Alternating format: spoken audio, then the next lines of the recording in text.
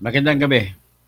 Pag-usapan naman natin yung isang magnanakaw na congressman ng Quezon City na pwede mo tawagin na taong mapagsamantala.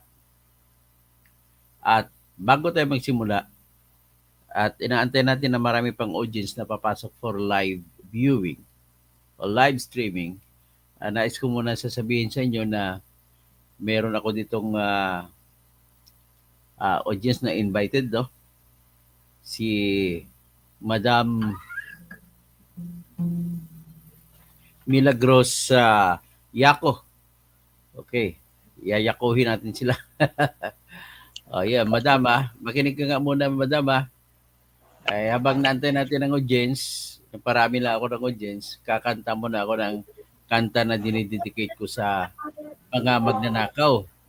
Kagaya nitong ating ang titiradorin natin ngayon, ito po Toto Tirador at tiradorin natin ngayon si walang iba kundi si Patrick Michael Vargas ng 5th District ng Quezon City.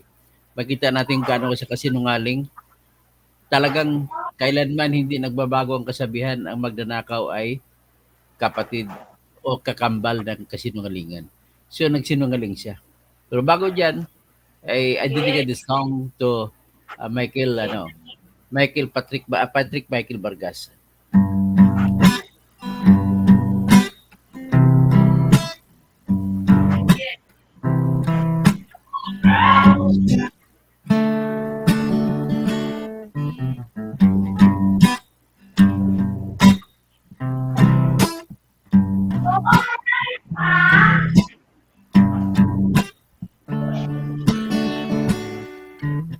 Ayon sa kasulatan, ayon sa mga nakaraan, ayon sa mga pangyayari noon at pangyayari ngayon, tayong mga Pilipino raw may ugaling magnanakaw.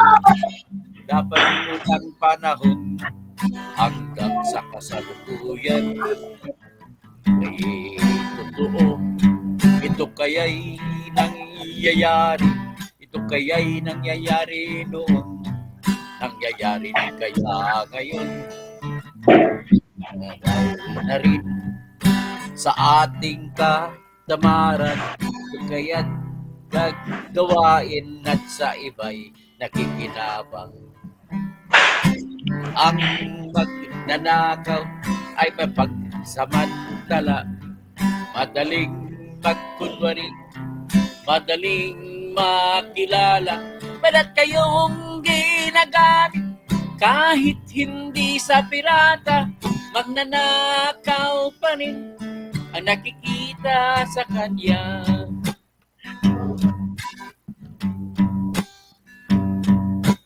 I dedicate that song to Patrick Michael Vargas, congressman ng 5th District ng Quezon City. Congressman Vargas, makinig ka. Tawagin mo ang buong barangay ng Quezon City, makinig ka.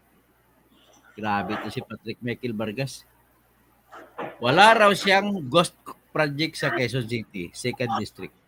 So, tingnan natin kung talagang wala. Ang ating lang bisita sa ating live streaming ngayon ay isa pang taga Bataan. Bataan at Mindoro, si Madam Milagros Yako. Kakaiba ng buhay niya, pero in-invite niya na pumasok sa ating live stream para naman ay ma-introduce natin sa inyo. Kakaiba yung buhay nito. Ay, nako talaga. Tapo mo na. Ay. Pakisabi Milagros yung ko dyan. Kasi magkasama dyan, medyo mo tumahimik. Ngayon, nais kong babatiin si nanonood sa ating live, si Attorney Abad. Kalokohan ginagawa ng paraan ng dalawang ombudsman. Ngayon, ang ating titirahin dito ngayon ay yung congressman ng Quezon City, si Patrick Michael Vargas. Ang konteksto ng kwento natin, nagyabang siya na na-verify daw niya na wala siyang flood control projects, wala siyang ghost project sa kanyang distrito sa 5th District ng Quezon City. Ang kanyang sinasabi, ito pakinggan natin, pagkatapos mabibisto natin, kaya pala walang flood control projects, hindi mo makikita. Flood nga eh, ako nga eh, ghost nga eh. Guni-guni, hindi mo talaga makikita. Oh, sa Longga, Sakal, ang ghost projects very easy to investigate, Dr. Toto. O nga, pag may dala ka ng cellphone, tuturuan ko kayo paano paggamit ng inyong longitude tsaka latitude. Mahagilap nyo na tingnan sa sumbong pangulo kung anong nakalagay na latitude, longitude hanapin nyo para ituturo kayo. Di kaya, ilalagay mo lang, meron kang Waze. Ilagay mo sa Waze, yung latitude, longitude na nilagay sa sumbong mo sa Pangulo website, mahagilap po na kung saan yung lugar. At papuntahan mo, pag makita mo, puntahan mo kung may project o wala. Yan na po, ganun na po simple yan. So, ngayon, ang pinakamadali, sabi ni Salonga Sakal, madaling alamin no, kung ghost. Kasi hindi makita ko, hindi lang ka makita, di ghost, gano'n lang kasimple. So, ito na yun.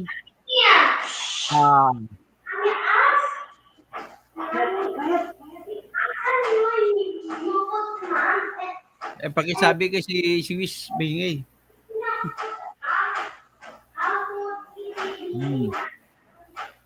Okay, patugtugin ko muna yung salita ni Congressman Patrick Vargas, Patrick Michael Vargas, na nagmamayabang na wala daw siya pa ghost project sa kanyang distrito, sa 2nd District ng Quezon City.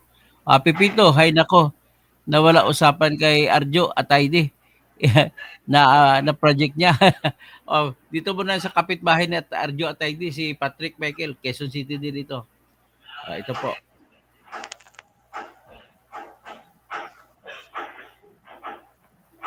Actually, pinakamalaki sa tingin ko, tansya ko pinakamalaking kinita si Arjo at ID. Ayan pakinggan natin sa mukha pa lang ba, taba, maraming kinain. Ibig sabihin, marami siyang ninakaw. Ganun lang kasimple, Patrick Michael Vargas. Kahiya ka, katawan mo pa lang. Sa katawan mo pa lang makikita na kung saan napunta mga ninakaw. Pakinggan natin si Taba. I sought the verification of the agencies ng gobyerno. So, DPWH, sumulat ako. Tinanong ko, meron bang project ang Diskaya, kahit anong company nila sa district ko? And verbally, they said yes first. Pero ngayon, ang maganda, lumabas na rin, sumulat na sila. And ito, sinasabi talaga dito na walang project ang mga Diskaya sa District 5, Quezon City at all. Sino nagsabi niyan? Ito yung ano niya. And sinama ko na rin kasi nga nagkaroon na si Presidente Bongbong Marcos sa website niya. Nagpa-check tayo ng mga flood control projects natin. Ang magandang nangyari dito, lahat nung nandun sa website ni Presidente ay completed. Lahat po nung flood control projects na ni-request po natin ay completed din sa District 5, Quezon City. So, cleared siya sa pareho. So, there are no ghost projects. There are no Diskaya projects. And of course, completed yung projects natin sa District 5, Quezon City. Ponyeta ka. Niluloko mo yung bayan. Agapadayon ang konstruksyon sang Department of Public Works and Highways sa South Cotabato City. Verification of the agency. Yeah. So, yan muna ay itasantabi mo na kita dyan. Kasi nung ngalingan District Engineering Office sang Coronadal. So, ito, pakita ko sa iyo. Kung bakit ito mana, ilagay muna natin dito. Ang unang ebidensya ko, mismo si Diskaya nagsabi. Lahat kayo sa Quezon City ay mga inalagaan ni Curly Diskaya. Mga opisyal sa Quezon City. Pakinggan natin si Risa Hontiveros. On whether his companies were also paying off officials in Quezon City, similar to how they allegedly paid Department of Public Works and Highways officials to secure government contracts. So, Mr. Diskaya, sinabi niyo po sa affidavit ninyo na hindi maiiwasan magbayad sa mga regional directors at district engineers ng DPWH para makakuha ng projects. Wow, no? Sabi nyo pa ay nagbabayad kayo ng from 10 to 25% sa DPWH. Kinailangan nyo rin bang magbayad ng SOP para makakuha ng projects doon naman sa Quezon City? Diskaya denies making payments beforehand but admits they were pressured to do so after the projects were awarded.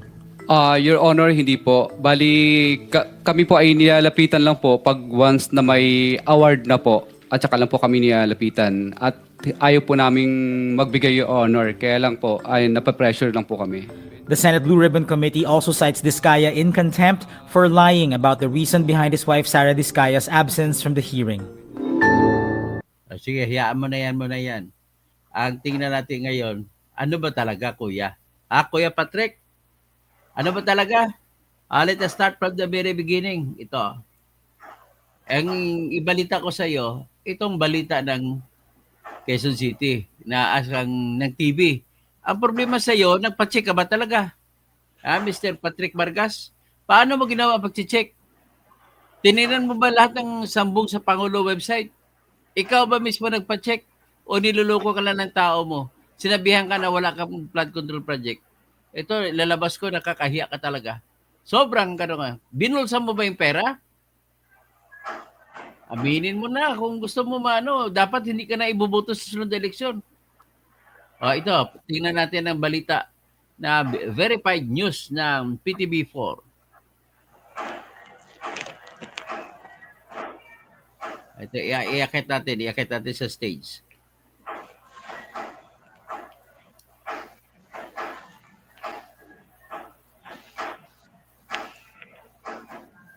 As the flood control anomaly investigations continue, 2 flood control projects were found inside a posh subdivision. One of which is tagged as an ongoing project, even though Inside an exclusive subdivision at 2 exclusive subdivisions. Ang mga proyekto mo, Patrick, pwede ko sabihin Dabiano kasi lalaki kang Dabiana. Patrick Dabiano Vargas. Tingnan natin. Pakinggan mo ito. Walang kagwinta talagang congressman ka. Ninanakaw mo ng pera ng gobyerno kaya dapat di ka na mahalal sunod na eleksyon. upon checking, no construction was going on at the site. Let's have a look into the story as Isay Mirafuentes takes us to the project location. Itong location ng project, ito po ay sakop ng 5th District ng Quezon City. On September 20, 2025, the Quezon City government released a list of its flood control projects. More than 300 projects were implemented in the city since 2022. From the list released by the QCLGU and based on information from a concerned citizen, 2 projects in District 5 caught our attention. One project has contract ID number 240F002. Yan Rehabilitation Flood Control Structure, Brittany Annex. Barangay Santa Monica, Quezon City. Yan, sasakop mo ito nakalagay completed February 6, 2024. Completed ang contractor DT Risio Incorporated. Pakinggan pa. 2. The other projects bears contract ID 240F0128. For 240F002, the document states that the project was completed with a budget of over 48 million pesos. The address indicated is Brittany Annex, Barangay Santa Monica, Quezon City. The documents also shows that the contractor is DT Resio Incorporated and bears the signature of several officials. Tingnan mo project, flood control structure. Ano yung flood control structure? Maaring revetment o yung sa pampang o maaring yung riprap o maaring na pumping station. When we went to the listed address, Naku, sa loob ng subdivision? Grabe.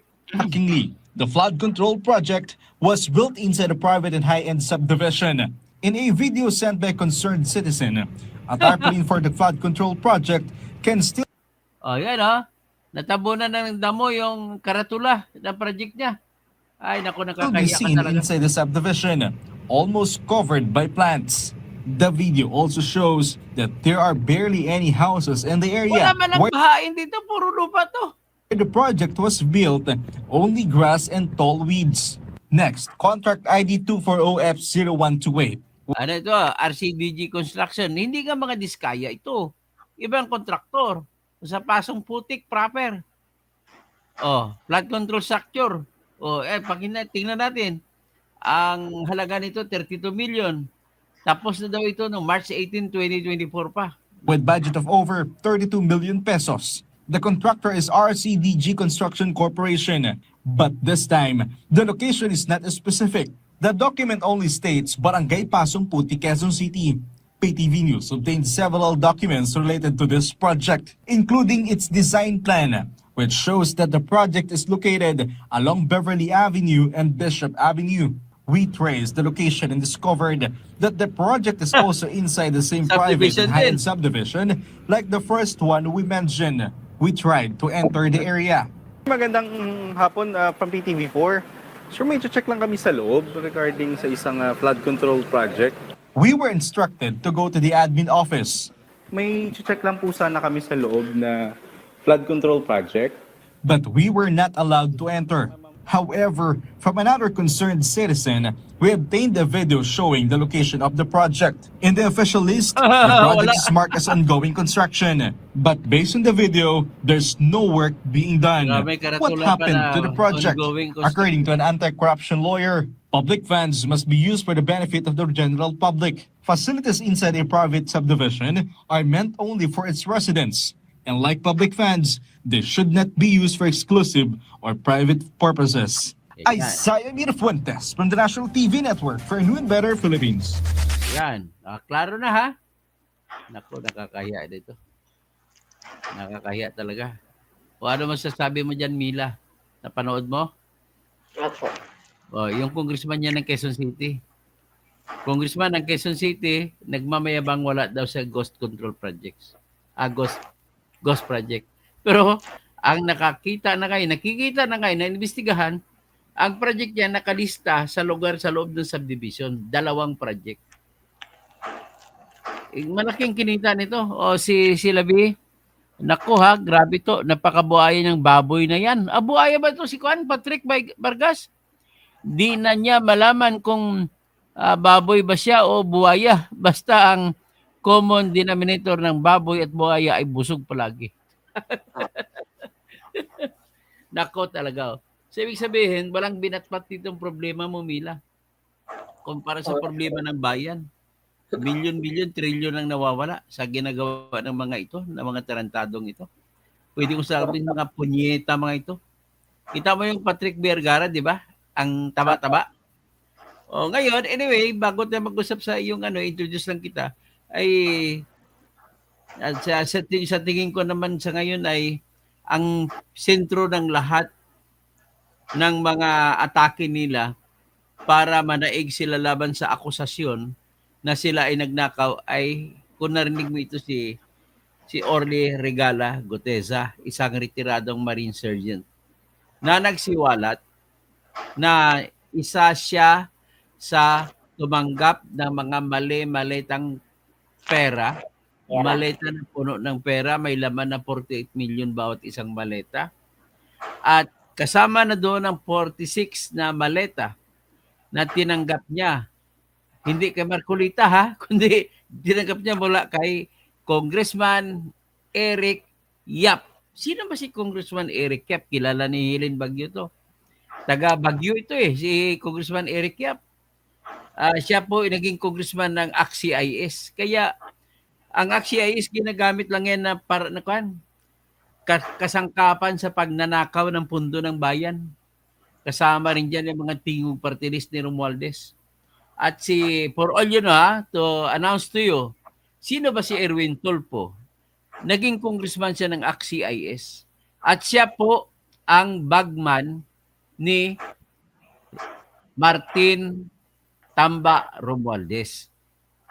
Si Erwin Tulfo po, ang ginagawa niya para malaman ni Silabi at saka ni Helen Bagyo at saka ni Pipito na rin, si Erwin Tulfo po ang nag-hire ng bayaran na mga vlogger para magbablog kay Martin Romualdez. Tapos sisiwalat ko na rin, nag-hire na rin siya uli, may sarili siyang troll farm, si Erwin Tulfo. At ginagamit niya na ngayon laban sa akin.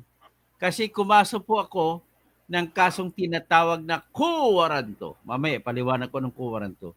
Ang aking pakay dyan ay magkaroon ng desisyon ng Senate Electoral Tribunal na palayasin siya sa Senado kasi siya ay Amerikano. Hindi siya Pilipino. So, ganun po si Erwin Tulfo na isa sa dahilan kung bakit masyadong malaking nakawan ang nangyayari sa atin. Siya, ang papel niya sa buhay, tagalinis siya. Tagalinis ng mga duming iniwan ni Romualdez. Kaya nga, kung saan man siya pupunta, kita mo, alam na alam ni Erwin Tulfo pagdating sa customs. Alam niya kung sino mga smuggler. Pumupunta din, dinalaran niya doon si Romualdez. So ngayon, mamaya pag-usapan natin sa sunod na vlog ko, yung tungkol po sa quo warranto na kung saan gumagamit na ng troll farm si Erwin Tulfo laban sa akusasyon ko na quo warranto laban sa kanya. So yan po, nakikita natin. Tapos si Gutesa naman, babalikan ko lang, mahirap po sa mata ng isang, sabihin ko na anak ko, veterano na trial lawyer. Kapag veterano na trial lawyer, alam niya ang mga testigo na magagamit para magiging guilty ang kinakasuhan. Ano ba ang pangangailangan para magiging guilty si Romualdez at saka si Saldico? Sabihin na natin ang krimen na pagbibigay ng pera o pagtanggap ng pera. Huwag na natin pag-usapan kasi sa pera na daming tinanggap po, kagaya kay Eric Yap na congressman ng Benguet, ay nagbigay siya ng 46 na maleta na may lamang 48 million. Kung alamin mo magkano ang 48 million sa 46 na maleta, 48 times 48 times 46. So, ang sagot niya ay 2.28 billion ang laman, ang perang dineliver ni Eric Yap sa bahay ni Saldico na matatagpuan. Detalyado pa pagsabi ni tandaan niyo, detalyado ang pagsabi ni Marine Sergeant. Kung detalyado, hindi siya nagsisinungaling. At walang kagatol-gatol na binabanggit. Number 28, Ladybug Street, Kerner, Dragonfly, dun sa loob ng Valle Verde 6. Ang laki na yan, pero wala palang ba nakatira doon, kundi wala ngang muebles eh. Ang mga muebles niyan, yung mga malita. Pagkatapos, tanggapan yon. Ito ang tanggapan ni Saldico. Anong tanggapan? Hindi opisina. Lugar na kung saan tatanggap siya ng pera. At pag matanggap niya ang pera dyan, kaagad i-deliver, bibilangin mo na doon. Ang tagabilang niya ay walang iba kundi si John Ferrer Estrada na isang taga Manawag, Pangasinan. Nang ikinasal pa nga sa Manawag, Pangasinan, itong si John Ferrer Estrada, niregaluhan pa niya kanyang misis, siguro pumayag na naman pakasal sa kanya, yung magandang babae, binigyan niya ng isang Ford Mustang. Alam mo kano Ford Mustang? 6 na milyon yan. Ford Mustang. So, yan ang regalo niya. Tao ito ni Saldico. Siya tagabilang ng pera. Yung dumating, nakitang-kita mismo ni Ernie Gutesa na binibilang ang pera, binubuksan ng mga maleta, laman ay pera. Sine-check kung tama yung perang binigay. Pagkatapos ma-check, i-deliver nila ni Gutesa doon sa isa pang bahay ni Saldico na matatagpuan po sa tinatawag na Horizon. Doon po ito sa Shangri-La Hotel, diyan sa BGC. At paparada sila sa basement and through the elevator, dadalhin yung 46 na malita papunta sa penthouse, 56th floor. Kasi ang may-ari ng penthouse ay si Saldico. Doon siya nakatira. Doon po ibinabangko. Kasi yung mga mayayaman ngayon, sila hindi kagaya mo sila mayaman ka rin pero hindi ka bumibili ng, yung kwarto mo hindi mo ginagamit lagayan ng pera. Pero ito, kay Saldico, ang mga kwarto niya, ginagamit niya, vault. Doon nilalagay mga pera. At pagkatapos nila mag-deliver doon sa penthouse niya, sa may Shangri-La, ay binaba naman ang 35 o 35 na maleta na tig 48 million din ang laman. Saan dinala? Binitbit, pinapunta, dinala nila sa number 42, McKinley Street, Forbes Park, Makati. Kaninong bahay yun? Kay Romualdez. So, tukoy na tukoy niya, detalyado kung saan ang lugar. Ibinigay pagkatapos ng pinakasunod na delivery nila ng pera, galing doon sa bahay sa may Shangri-La, o galing muna sa Valle Verde, doon tanggapan, pagkatapos ilipat sa Shangri-La, mula sa Shangri-La, i-deliver ngayon sa bahay ni Romualdez. At matapos doon may deliver sa 42 McKinney Street, may isa pa siyang bahay. Doon deliver sa number 19, Nara Street, Forbes Park, Makati. At yan po ay bahay dati ni Michael Yang na drug lord kuno na bata ni Digong Duterte. At siyempre, bakit naman nabili ni Martin Romualdez mula kay Michael Yang? Ibig sabihin po, may ugnayan o baka pwede sabihin drug lord din pala ito si Martin Romualdez. So binili niya yung mansion sa Nara Street at doon na ngayon nakaimbak ang kasunod na pera. Pagkatapos niyan, hindi pa nagkasya, ay kasunod, nagtataka si Sergeant Guteza, i-deliver na kasunod ang mga pera doon sa Aguedo Street, sa tabi ng Malacanang, tabi ng opisina ni Bongbong. Anong ibig sabihin yan? Hindi. Ibig sabihin yan, si Bongbong ang tawag dito mastermind sa lahat. Sa 35 na malita, yung dineliver sa 35 na malita na kinuha sa dineliver ni Eric Yap, sigurado ako ang 15 doon napunta kay Romualdez. Ang 20 na malita napunta kay Bongbong Marcos. Ganon po yun. Kasi Bongbong Marcos, abalang-abala sa diskarte siya. Kung anong diskarte ginagawa niya, ayon sa mga advice ng kanyang mga ekspertong magnanakaw. Ipakita mo na ikaw pa nagpapaimbestiga, kaya siya pa nagpapaimbestiga. Pero bumuo nga siya ng ICI na fact-finding body. Sikreto naman, ICI tawagin, Independent Confidential Investigators ang tawag ko dyan. Hindi siya Independent Committee on Infrastructures. Kaya kalokohan din yan. Ang maswerte lang dyan, ang chairman dyan ay dati kong profesor sa pamantasan ng lungsod na Maynila, yan si Justice Andres Reyes Jr. Ang tatay niya, Justice Andres Reyes Sr., na dating Supreme Court Justice din. Ito siya dating Supreme Court Justice din. Pagkatapos, nagtiwala lang ko sa kanya, kaya ang findings, ang nakikita ngayon ng grupo nila ni Commissioner Andres Reyes Jr. ay nagtugma, milagros, nagtugma ang malita-malita na kwento na nakuha lang ebidensya mula sa tumuga na si Bryce Hernandez, si Alcantara, na mali-malita talaga. Tumugma. 22 billion na mali-malita. Nagtugma sa kwento ni Guteza. Ibig sabihin, nagsasabi ito ng totoo. Ngayon, hindi siya makita. Maraming espekulasyon. Tapos, meron pa mga troll farms si BBM, nagpalabas na bumaliktad na daw si Gutesa. Yan pala, kwento ng mga troll farms na nalaman ni Marcoleta na yung nagpalabas ng kwento na bumaliktad na daw si Gutesa ay cdjmediaminds.com. Yan yung po yung organisasyon ng mga tawagin ko mga underground operator pagdating sa mass media spinning. So, pinalabas nila na si Gutesa ay nag-retract sa kanyang sinabi. Hindi naman totoo. Ayun pala, natagpuan, nahuli na nag-advertise pa sila sa Meta.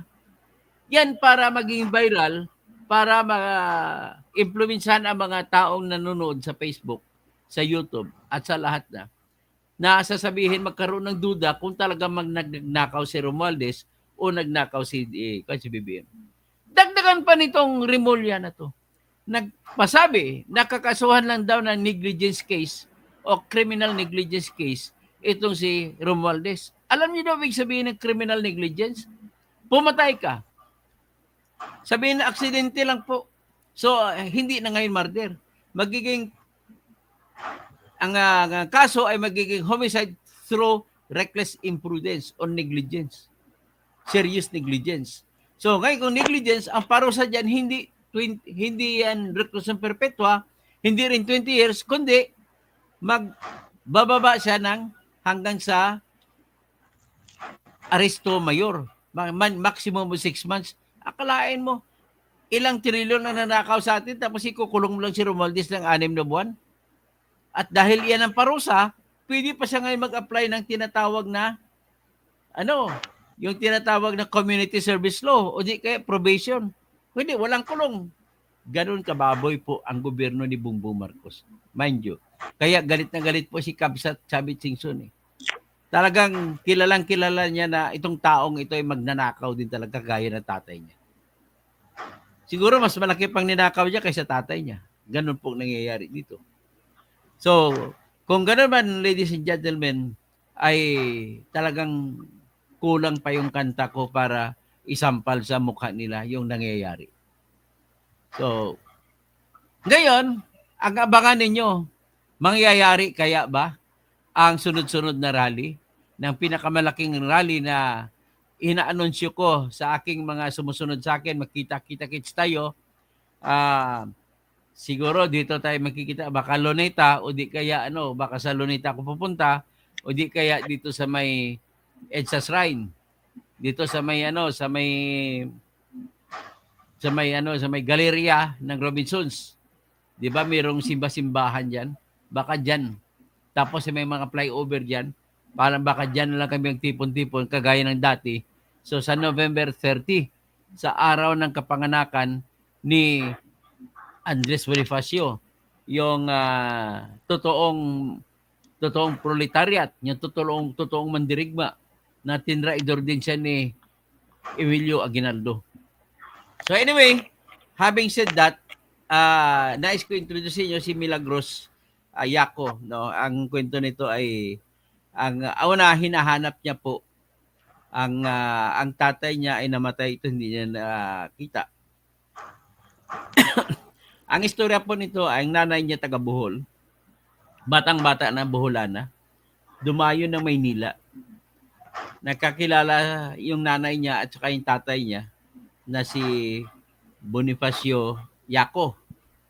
So, nakita sila, nagkaibigan at naikasal pero secret wedding. Pakala ko ang secret sa secret decision lang ni Boying Rimulya na tinatawag sa decision kay Joel Villanueva. So anyway, tapos nabuntis yung nanay ni Milagros dahil parang tingin ko lang yun inaalipusta siya kasi medyo mayaman ang pamilya ng tatay niya. So lumayo yung Boholana. Tapos na ipinanganak, siya nang ipinanganak. Ito ngayon, nagkita-kita lang siya ng kanyang tatay bago namatay sa wala pa naman atang Facebook nung araw, sa mga sulat-sulatan lang. So nagsusulat Seaman ang tatay niya. Ito na ngayon, kaya nga dito ko siya sinama sa aking screen, baka pala makita ng kamag-anak ni Bonifacio Yaco. Si Bonifacio Yaco ay anak ni, anong pangalan ng tatay mo? Tatay niya? Si lolo mo? Servando ba yan? Paano ba? Stanislao. Ay, Stanislao. Si Stanislao Yaco. Sabio Yaco. Tapos ang nanay niya, si Isabela Atienza. Kaya kamag-anak ninyo si Eman Atienza nung nagpakamatay sa Amerika. Sikat na vlogger na anak naman ni Kim Atienza na kung tinadhana naman siguro bakit naging paborito niya sa kanyang programa na sasabihin bago siya magtatapos sa kanyang programa, sasabihin niya, ang buhay ay weather lang. Yan, naiiyak siya nung binabanggit niya yan, naalala niyang anak niyang namatay. At ang isa pang kinagyakan ko, kinabiliban sa batang yan, namatay man siya, buhay pa siya, bago siya matay ng tuluyan, buhay pa siya, hininga pa. pinatanggal niya na yung kanyang organ. Puso, kidney, at iba pa na pwede magamit na spare parts ng katawan, maialok dun sa mga taong agaw buhay na pwede magagamit. So, ganun siya kadakila. Dakila siya sa huling buhay niya. Ay, ako'y pumapalakpak sa kay Eman Atienza.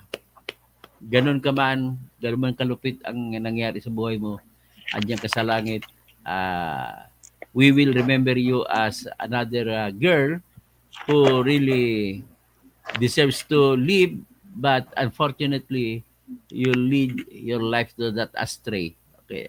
Yan, tinitingnan ko lang yan isang bagay, circumstance na nagdulot sa kanya bakit pinatay niya sarili niya.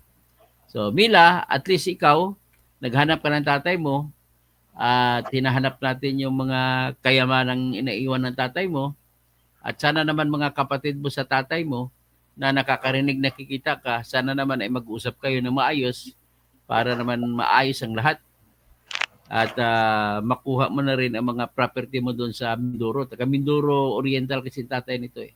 Doon banda sa Puerto Galera. Ngayon kung sino naman kapitbahay nito, palakpakan nyo lang si Mila. Mila, may gusto ka bang sabihin bago tayo umalis? Pasalamat ka sa ating mga audience ngayon.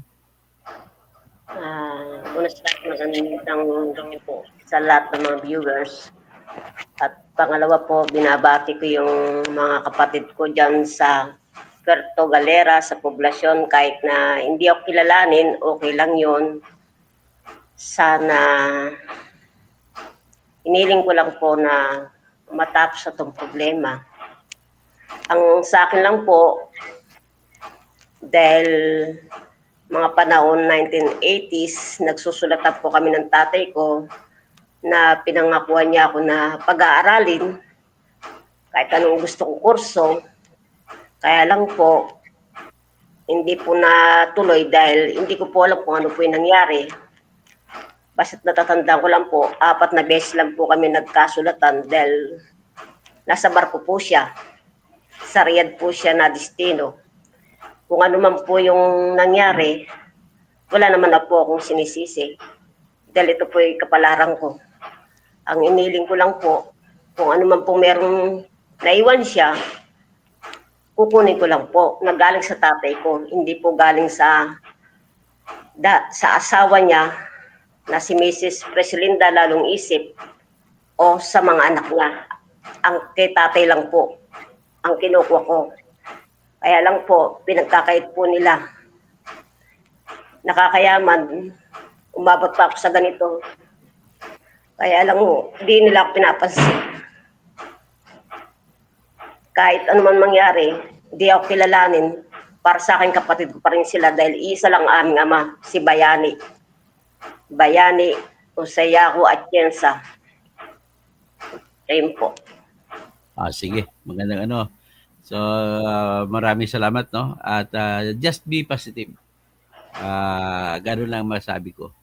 So, anyway, basahin ko iba, no? Si Lovey Aesthetic Clinic looking forward seeing those demons in jail.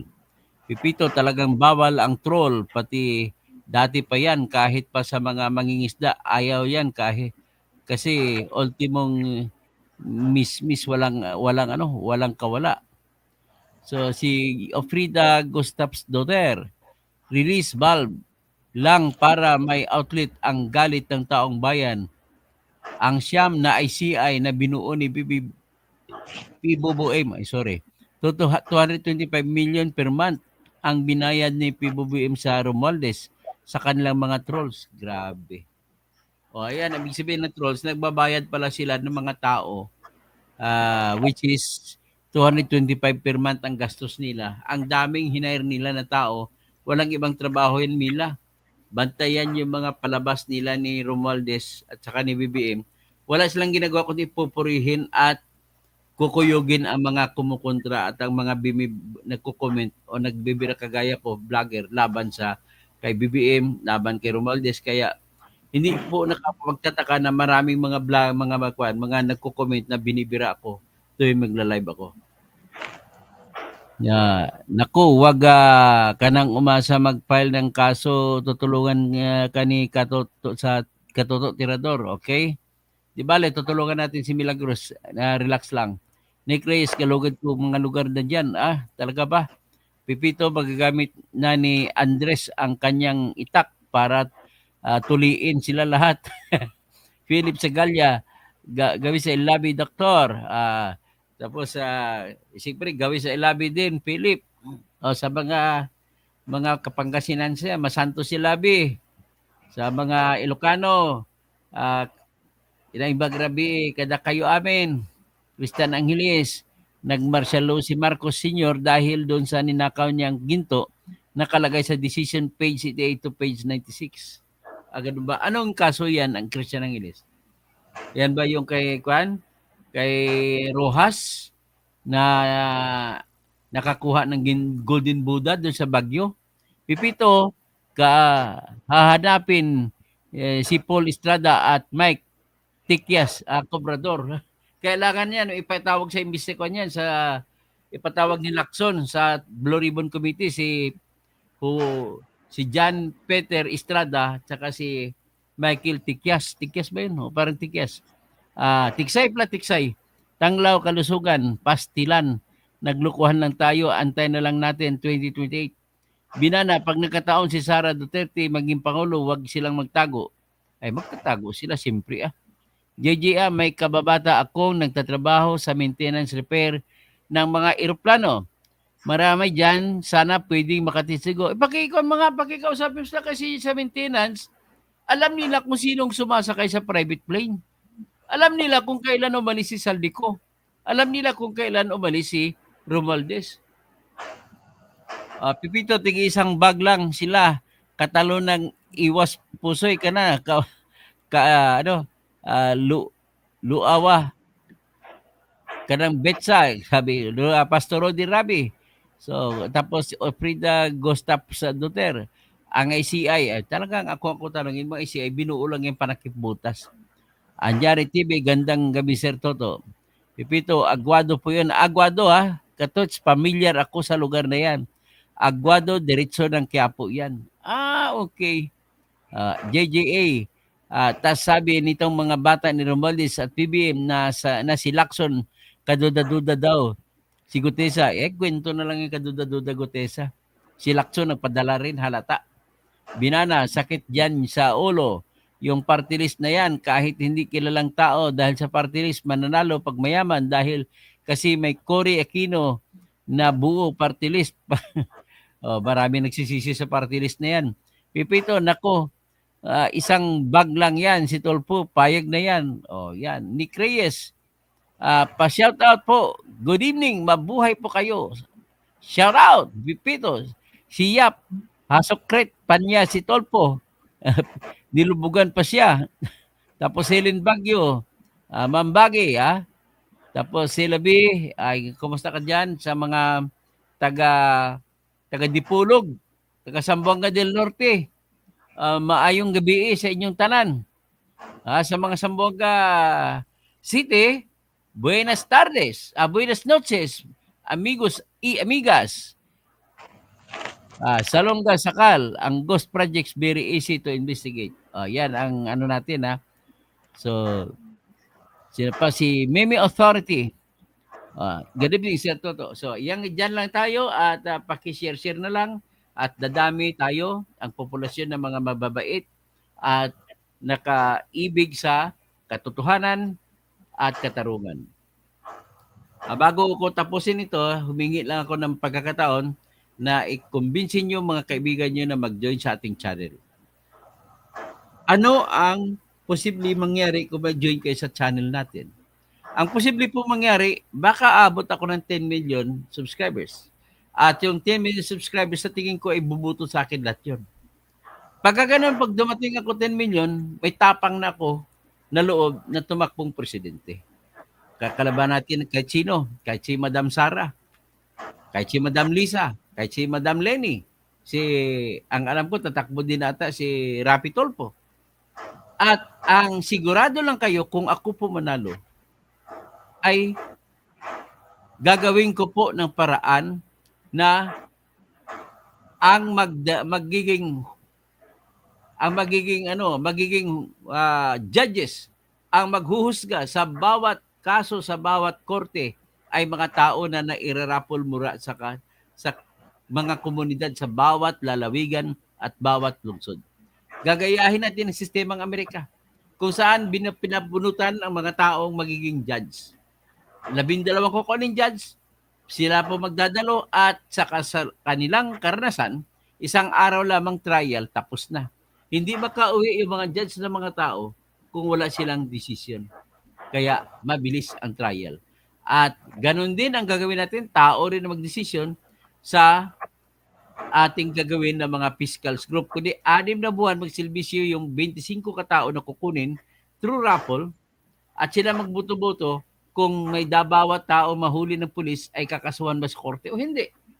So ibig sabihin, lahat ng kakasuhan ng flood control, hindi mo masasabi na mayroong tinatawag na politika lang yan, kagaya kay Remulla, na ilagay siya puro politika lang. Kanyang kakampi, kakampihan. Kagaya si Romualdez, sabi niya, negligence lang kaso ni Romualdez. Kaya 6 na buwan lang ikulong ni Romualdez. Naku, pangit yan. So, ibig sabihin, mawawala po yung usapin na politika-politika kung tao na mismo magdesisyon sa kung sinong kakasuhan o hindi. At tao rin ang gagawin natin na magdesisyon sa bawat kaso sa laban sa mga politiko at politika natin at laban sa mga nagtatrabaho sa ating gobyerno. So, ang ombudsman people, ombudsman judges ay mga tao ilalagay natin. Yan po ang gagawin ko kung ako po ay maging presidente. At sa economic side, todo po buhos ang pera doon sa pagpatayo ng factory ng solar panels, factory ng battery, factory ng e-car, factory ng mga e-bikes, factory ng mga paggawa ng maraming solar power plants na malalaki para yung ating kuryente, kahit na Meralco, babagsak ang presyo ng mga kuryente. Yan ang number 1 natin. At saka siguraduhin ko na wala nang magnanakaw. Ganun po ang gagawin ko. Anyway, that's too good to be true yan. Pero wala pong imposible. Sinasabi nga ng kanta ni Pastor Pastor Sammy Bagkat, walang imposible sa Panginoon. Sabi ng Panginoon, tumawag ka at ako'y tutulong sa iyo. Di ba? Parang gano'n lang. Magandang gabi po sa lahat. Babalik tayo in after 15 minutes. Ako, naging jury din ako. Kahit na grade 6. Uy, sa Canada, maganda ka ma-interview kita, Pepito. Tawagan kita, mag-interview kita tungkol po sa jury, ha? Okay lang, tatawagan kita. Sige. Tapos yan, si Mimi Authority. Magandang gabi po. Babalik tayo.